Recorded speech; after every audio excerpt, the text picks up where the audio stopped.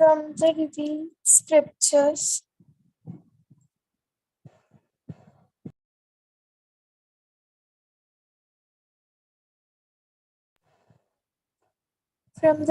scriptures, it is understood that Krishna lives in three transcendental places. His most confidential residence is Golok Vrindavan. It is there that he stays with his father, mother, and friends, exhibits his transcendental relationship, and bestows his mercy upon his eternal entourage. There, Yogmaya acts as his maid servant in the Ras Leela dance. The residents of Brajbhumi think the Lord is glorified by particles of his transcendental mercy and affection, and due to his merciful existence, we, the residents of Vrindavan, have not the slightest anxiety. As stated in the Brahma Samhita, in the spiritual sky, all the Vaikuntha planets which make up Vishnulok are below the planet known as Krishnalok, Golok Vrindavan. On that supreme planet, the Lord enjoys his transcendental bliss in multiple forms, and all the opulences of the Vaikunthas are fully displayed on that one planet. Like Krishna, his associates are also full with six opulences.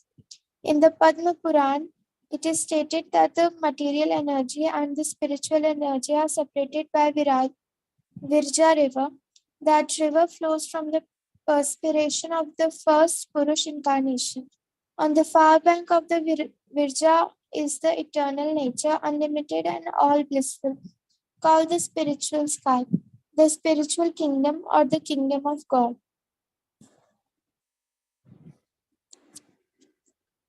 The spiritual planets are called Vaikunthas because there is no lamentation of fear and everything is eternal. The spiritual world has been calculated to comprise three-fourths of the energies of the Supreme Lord, and the material world comprises one-fourth. But no one can understand what that three-fourths is like, since even this material universe cannot be described. Trying to convey to Sanatan Goswami something of the extent of this display of one-fourth of Krishna's energy, Chaitanya Mahaprabhu next cited an incident from the scriptures in which Brahma, the Lord of the universe, came to see Krishna at Dwarka. When Brahma, the first created being in the universe, approached Krishna, the doorman informed Krishna that Brahma had arrived to see him. Upon hearing this, Krishna inquired as to which Brahma had come, and the doorman returned to Brahma and asked, "Which Brahma are you?" Krishna has asked.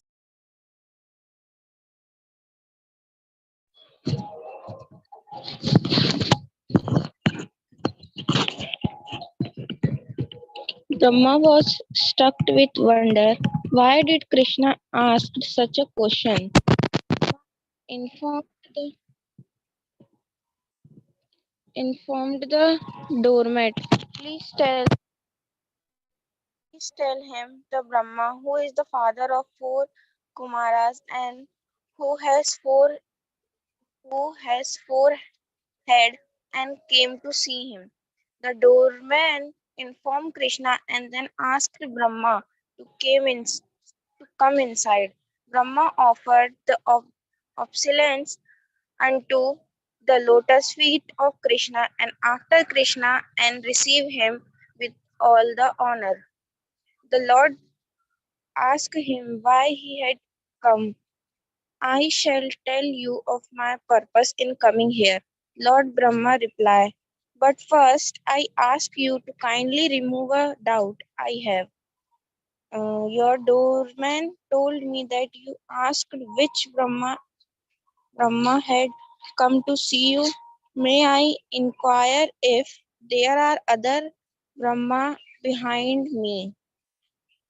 Uphearing, upon hearing this, Krishna smiled and at once called for many Brahmas from many other universes. The four-headed Brahma then saw many other Brahmas coming to see Krishna and offer their respective. Some of them had 10 heads, some of them had 20, some had 100, and some even had 1,000,000 head. Indeed, the four-headed Brahma could not even count the Brahmas who come to offer their obeisance to Krishna. Krishna then called many other demigods from various universes, and they all came to offer their respects to the Lord. Upon seeing the wonderful exhibition by Krishna, the four-headed Brahma became nervous and began to think he was just like a mosquito in the midst of many elephants. Since so many demigods were offering obeisances up to the lotus feet of Krishna, Brahma included that no one can measure Krishna's unlimited potency. All the helmets of the various demigods and Brahmas shone brightly in the assembly, and when the helmets struck one another as the demigods offered obeisances, the helmet seems to make a great sound of prayer.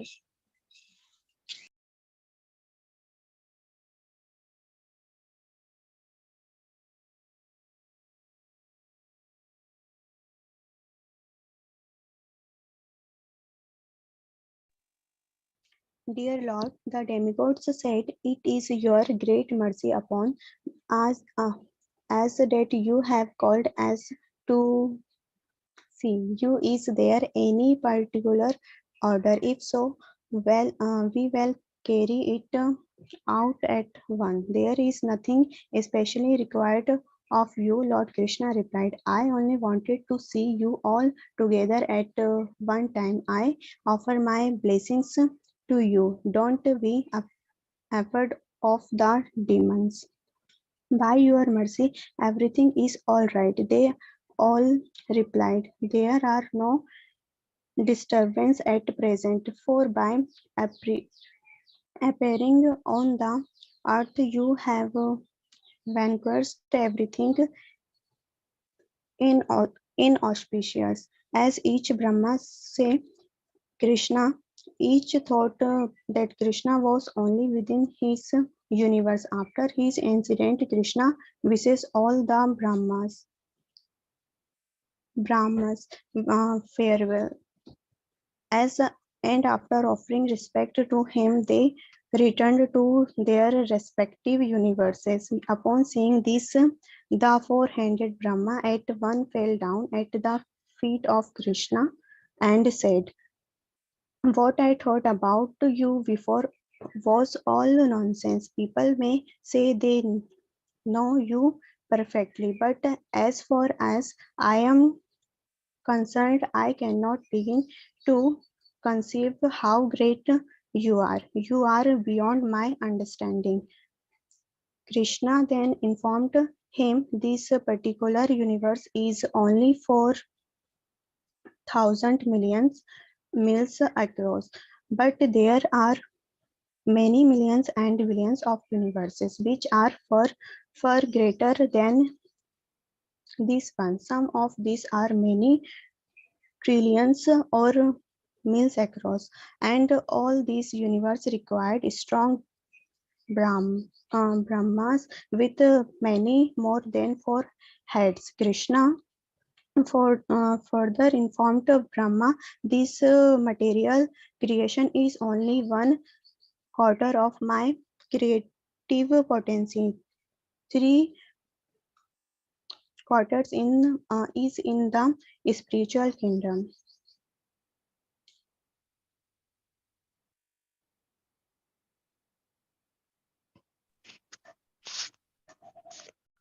The four-headed Brahma then offered obeisances to Krishna and departed.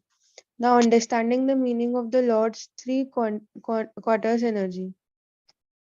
The Lord is known as Tridaswara, a name indicating his principal abodes, Gokula, Mathura, and Dwarka. These three abodes are full of opulences, and Lord Krishna is the master of them all, situated as situated as he is in transcendental potency. Lord Krishna, the master of all transcendental energies, is thus full with six opulences. And because he is the master of all opulences, all Vedic literatures acclaim him as the supreme personality of Godhead.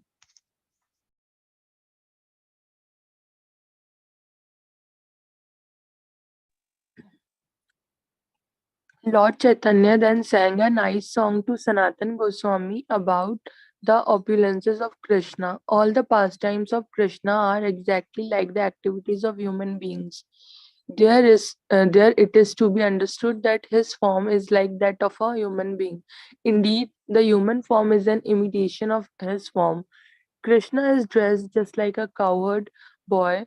He has a flute in his hand and he seems to be just like a newly grown youth. He's always playful and he plays just like an ordinary boy.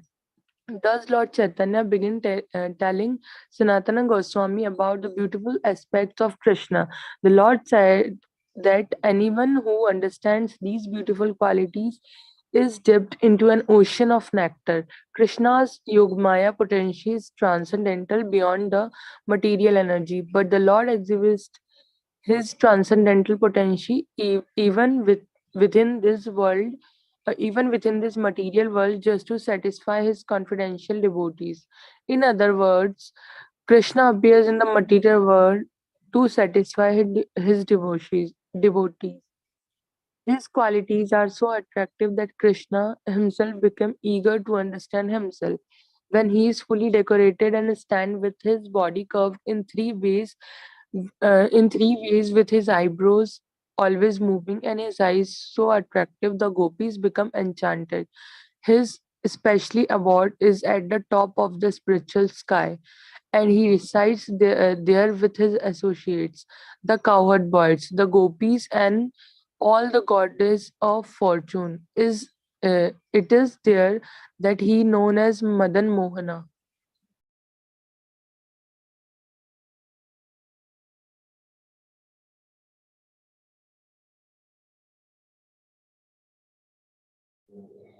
There are many different pastimes of Krishna, and such as his pastimes in the form of Vasudev and Sankarshan. In the material sky, he performs pastimes as the first Purush incarnation, the creator of the material world. There are also pastimes in which he incarnates as a fish or a tortoise or takes the form of Lord Brahma and Lord Shiva, incarnations of the material qualities. In his pastimes as an empowered incarnation, he takes the form of King Prithu, and he also performs pastimes as a super soul in everyone's heart and as the impersonal Brahma as well. Among Krishna's innumerable pastimes, however, the most important are his human-like pastimes, frolicking in Vrindavan, dancing with the gopis, playing with the Pandavas or the battlefield of Kurukshetra, and playing in Mathura and Dwarka. And most important pastimes in the human form are those which he appears as a cowherd boy, a newly grown youth who plays a flute. Thus, a partial manifestation of his pastimes in Goloka, in Gokul, Mathura, and Dwarati and Dwarka can overflood the whole universe with love of Godhead. Everyone can be attracted by the beautiful qualities of Krishna.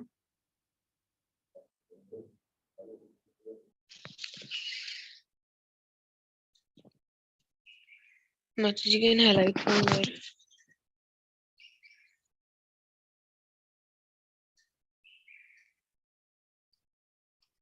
The manifestation of Krishna's eternal potency, Yogmaya, is not exhibited in the part of the kingdom of God, comprising the Vaikuntha planets. But Krishna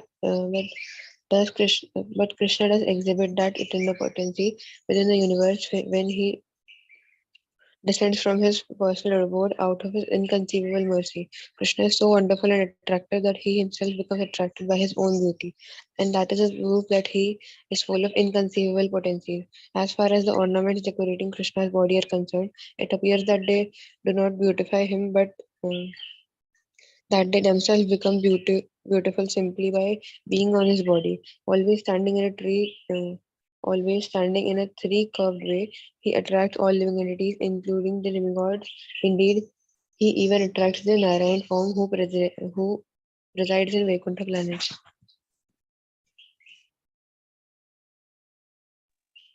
Chapter 10, The Beauty of Krishna. Krishna is known as Madan Mohan because he conquers the mind of the Cupid. He is known as the mother. He is known as Madan Mohan Madan Mohan due to his bestowing favors upon the damsels of Vraja and accepting their devotional service. After conquering Cupid's pride, the Lord engages in the Rasa dance and as the new Cupid. He is also now as Madan Mohan because of his ability to conquer the minds of women um, with his five arrows of form, taste, smell, sound, and touch. The pearls of the necklace hanging on Krishna's neck are as white as the ducks, and the peacock feather decorating his head is colored like a rainbow. His yellow garment is like lightning in the sky, and Krishna himself is like a new Arab cloud.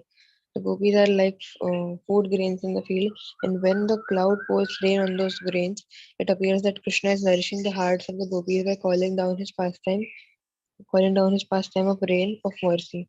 Indeed, ducks fly in the sky during the rainy season, and rainbows can also be seen at that time. Krishna freely moves among his friends and as a cowherd boy in Vrindavan, and when he plays his flute, all the living entities, mobile and mobile and immobile, are overwhelmed with ecstasy. They quiver, and tears flow from their eyes.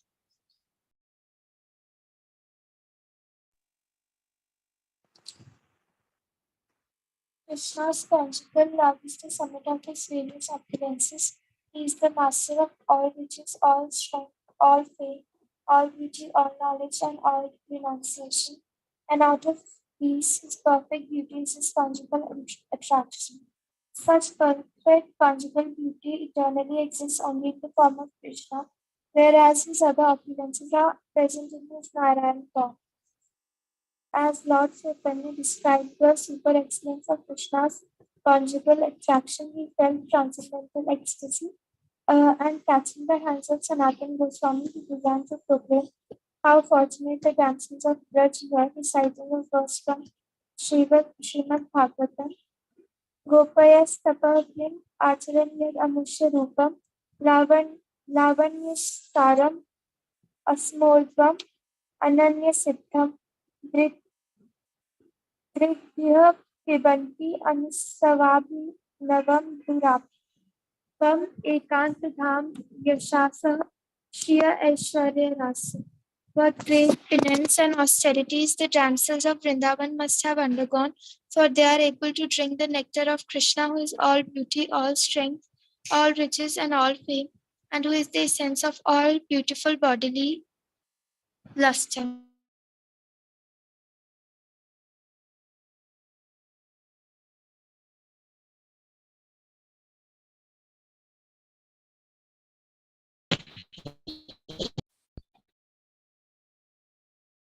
The internal beauty of youth can be seen to move in the ways of beauty, and there is a whirlwind wind at the sound of his flute. Those wave and that brinkled form at Krishna's lotus feet, they can never rise up again. There is no beauty to compare with that of Krishna, who is the origin of Narayan and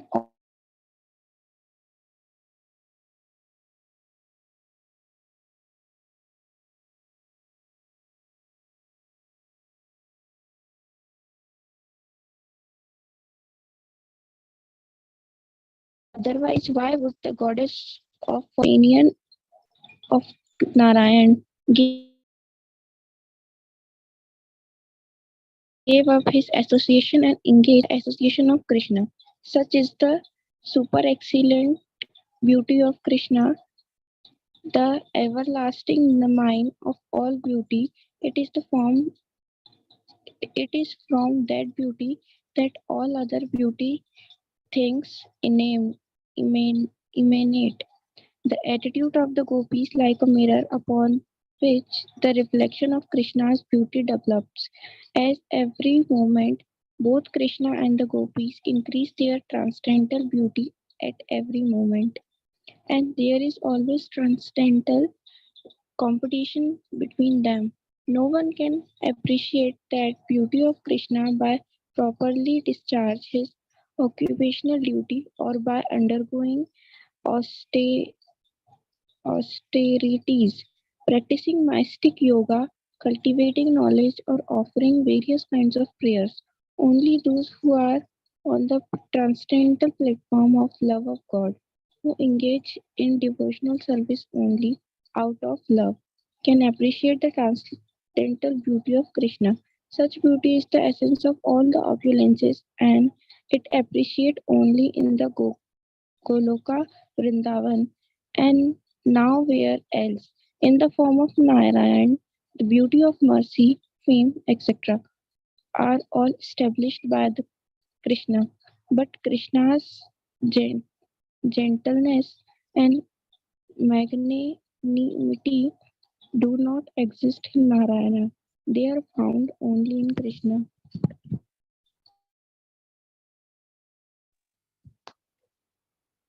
Lord Chaitanya, greatly releasing the verse of Srimad Bhagavatam, he was explaining to Sanatana, quoted another verse.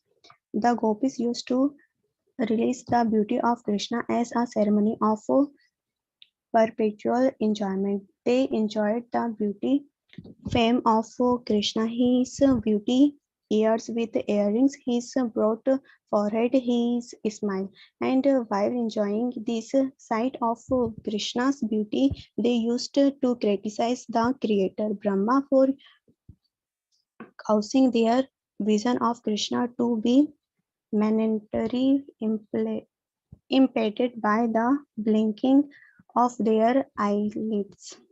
The Vedic hymns known as Kama Gayatri describe the face of Krishna as the king of all moons in metaphorical knowledge, languages. There are many different full moons, but they are all one in Krishna. There is the full moon of his face, the full moons of his cheeks, the full moon of the sandalwood's pulps spot on his forehead, which is a half moon, and the beautiful full moons of his fine fingernails and toenails. In this way, there are 24 and a half moons, and Krishna is the center figure of all of them. The dancing movement of Krishna, earring, eyes, and eyebrows is very attractive to the damsels of Braja. Activities in devotional service include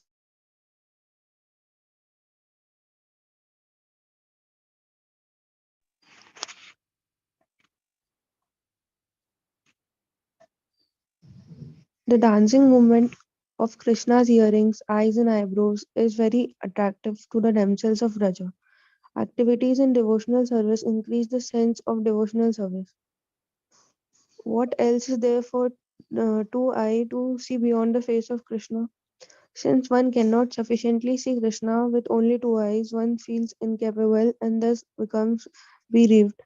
Such bereavement is slightly reduced when one criticizes the creative power of the Creator. The unsatiated seer of Krishna's face thus laments, I do not have thousands of eyes, but only two, and even these two eyes are disturbed by the movement of my eyelids. So it is to be understood that The creator of this body is not very intelligent. He is not conversant with the art of ecstasy, but is simply a prosaic creator. He does not know how to arrange things properly, so one can see only Krishna. The gopis' minds are always engaged in relishing the sweetness of Krishna's body. He is the ocean of beauty, and the luster of his body and the beauty of his face and smile are all attractive to the minds of the gopis. In the Krishna Karmrata, Krishna's body, face, and smile have been described as sweet, sweeter, and sweetest. When there are three kinds of contamination in the bodily constitution, conversion takes place. Similarly, a perfect devotee of Krishna experiences conversions when he is overwhelmed by seeing the beauty of Krishna's body, face, and smile. Before Krishna's beauty, the devotee sometimes stay immersed in his ocean of transcendental conversions without receiving treatment. Just as a patient suffering ordinary conversions may be prevented by a physician from receiving a drink of water for relief.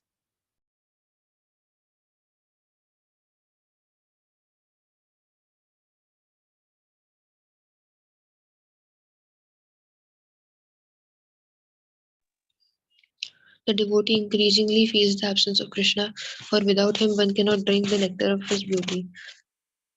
When the transcendental sound of Krishna's flute vibrates, the devotee's anxiety to hear that flute penetrates the covering of the material world and enters the spiritual sky, where the transcendental sound of the flute enters into the ears of the gopis and their followers. The sound of Krishna's flute always resides within the ears of the gopis and increase their ecstasy. When they hear it, no other sound can enter their ears.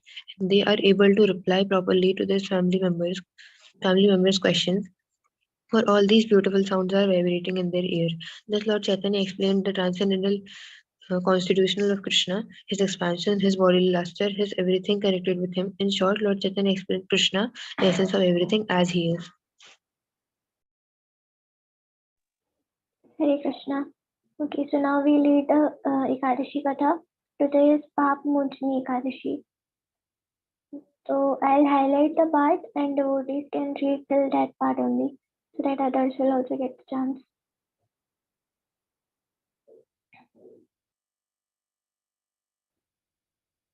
Bhagna Mataji.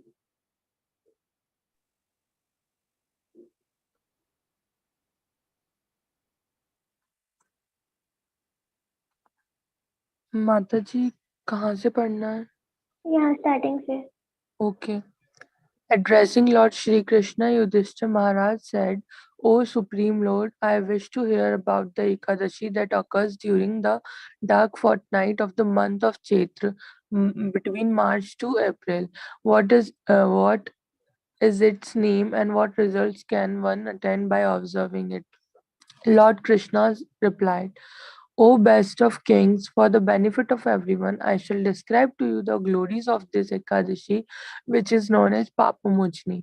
The history of this Ekadashi was narrated to the Emperor Mandat by Lomasha Rishi.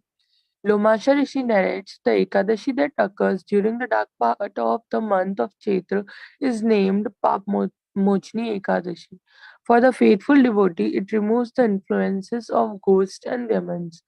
This Ekadashi also about the eight perfection in life, fulfills all kind of desires and purify one's life of all sinful reaction. Now please listen to a historical account concerning this Ekadashi and Chaitrata, the chief of the Gandharvs, heavenly musician, during the spring season in the company of heavenly dancing girls. uh, Chitrantha once came upon a beautiful forest with a great variety of flowers. There he and the girls joined Gandharvs and many kinnars, along with Lord Indra himself, the king of heaven, who was enjoying a visit there. Many sages were also present, performing their austerities and penance. The demigods particularly enjoyed visiting this celestial garden during the month of Chaitra and Baisakh, April to May. A great sage named Medhavi resided in that forest, and the very attractive dancing girls who always attempt to seduce him. One famous girl in particular, Manju Ghosha, contrived many ways to allure the exalted Muni, but out of great respect for the sage and fear of his power, which he had attained after years and years of asceticism, she would not come very close to him. At a spot 2 miles from the stage, she pitched a tent and began singing very sweetly as she played a tambura. Cupid himself became excited when he saw and her perform, and when he saw and heard her perform so nicely and smelled the fragrance of her sandal paste. He remembered his own unfortunate experience with Lord Shiva and decided to take revenge by seducing Medhavi.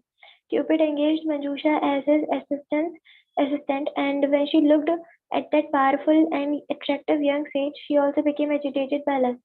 Seeing that he was highly intelligent and learned, uh, wearing a clean white Brahmana's thread draped across his shoulder, holding a sannyasi's staff, and sitting handsomely in the ashrama of Chavan Rishi, Manjusha came before him.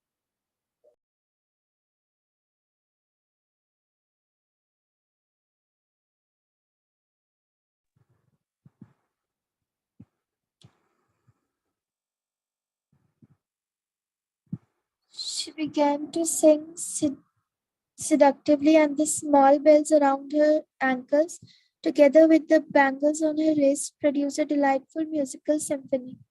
Medhavi was enchanted.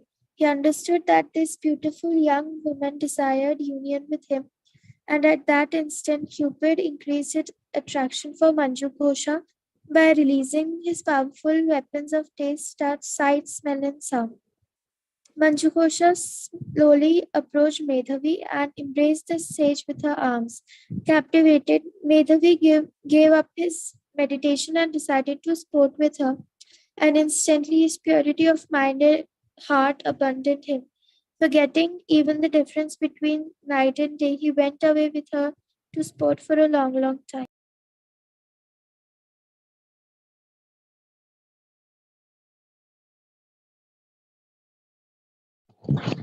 Seeing that young yogi's sanctity had become seriously eroded, Manju Ghosha decided to abandon him and return home. He said, "O great one, please permit me to return home." Medhvi replied, "But you have only just arrived. O beautiful one, please stay with me at least until tomorrow." Fearfully of the sage's yogic power, Manju Ghosha stayed with Madhvi for precisely 57 years, 9 months, and 3 days. But to Madhvi, all his time seemed like a movement. Again she asked him, "Please permit me to leave." Madhvi replied, "Oh dear one, listen to me. Stay with me for one more night, and then you may leave tomorrow morning. Just stay with me until after I have performed my morning duties and chanted the sacred Gayatri mantra. Please wait until then."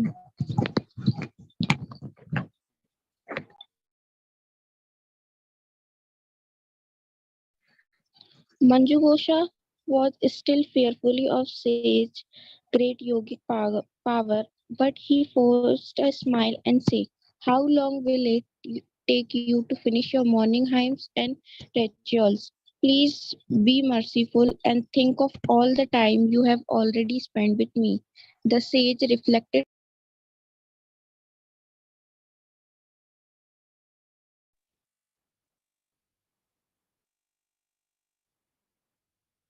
Medhavi replied, "Oh dear one, listen to me. Stay with oh sorry. The sage reflected on the years he had been with Manjughosha and then said with great astonishment, "Why, I have spent more than 57 years with you." His eyes turned red and began to emanate sparks. He now regarded Manjughosha as death personified and the destroyer of his spiritual life. "You have turned all the hard ear, earned result of my austerities to ashes." He Cursed Manjughosha, O degraded one, may all terrible fortune be yours. Cause you to become an evil Pishacha. Cursed by the sage Medhavi, the beauty Manjughosha humbly beseeched him, O great one. It is said that association with poor devotees gives immediate result, but their curses take effect only after 7 days. I have been with you for 57 years, so please be kind to me. Medhavi Muni replied, you have destroyed all my austerities, but even though you have done this sinful deed, I shall tell you a way you can be released from my wrath. In the dark fortnight of the month of Chaitra, there is an all auspicious Ekadashi that removes all of one's sins. Its name is Papamochni, and whoever feeds on this secret by day becomes completely freed from having to take birth in any kind of devilish form. With these words, With these words, the sage left at once for his father's ashram. Seeing him enter the hermitage, Chavanamuni said, O son, by acting unlawfully, you have squandered the wealth of your penances and austerities. Medhavi replied, O father, kindly reveal that atonement I must perform to remove the obnoxious sin I have incurred by privately associating with the dancing girl Manju Ghosha. Chavanamuni answered, Dear son, you must fast on Papmochni Ekadashi, which occurs during the dark fortnight of the month of Chaitra. It eradicates all sins, no matter how grievous they may be.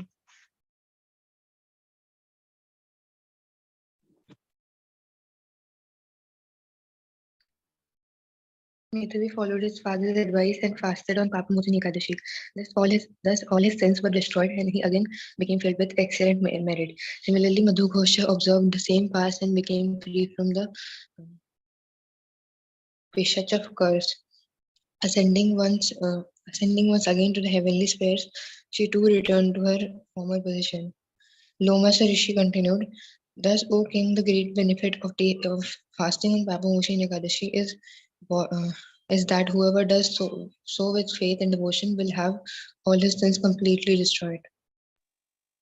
Sri Krishna concluded, O King Yudhishthir, whoever reads or hears about Papamojini Ekadashi obtains the very same merit he would get if he donated 1,000 cows in charity, and he also nullifies the sinful reactions he may have incurred by killing a Brahmana, killing an embryo through abortion, drinking liquor, etc. Such is the incalculable benefit of properly observing this holy day of Papamojini Ekadashi, which is so dear to me and so meritorious. Hare Krishna, Krishna Krishna.